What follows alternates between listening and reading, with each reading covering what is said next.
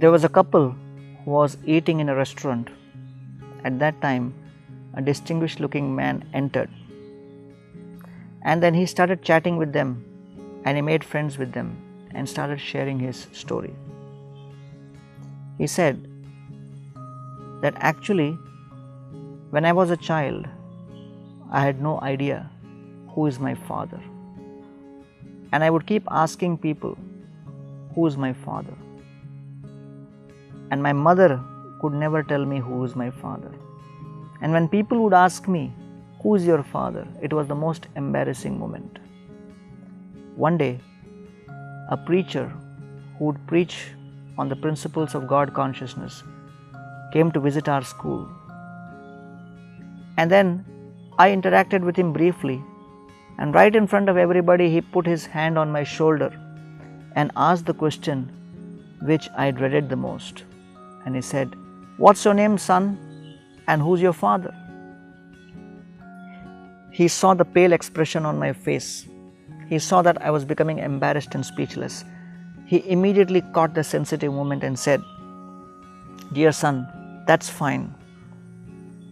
I know who you are. You look exactly like the Son of God, and therefore you are the Son of God." When he told me that, for the first time, I got a powerful identity in my life. And then I realized that I am not abandoned, I am not orphaned, I actually am the Son of God, and all of us are parts and parcels of that Supreme Lord. That thought gave me so much of confidence that ultimately I went on to become highly educated. And today, I am where I am. Saying like this man went. This couple asked the waiter, "Who was this person who just shared his story with us?" The waiter smiled and said, "You don't know? He is the most powerful governor of this place."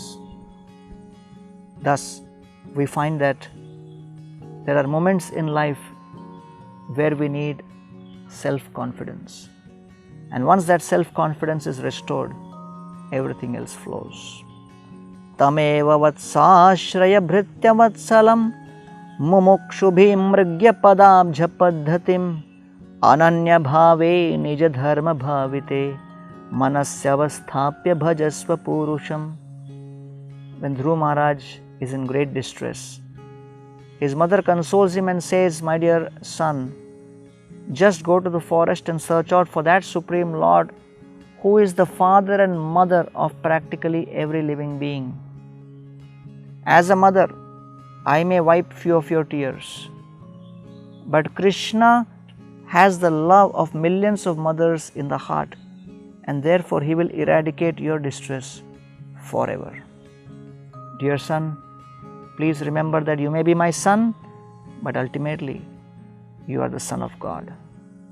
Therefore, through all the dualities and difficulties in our life, let us never forget that our Supreme Parent, the Supreme Lord Krishna, is waiting for us to remember Him, turn to Him, connect with Him, and experience the joy and bliss of eternal service.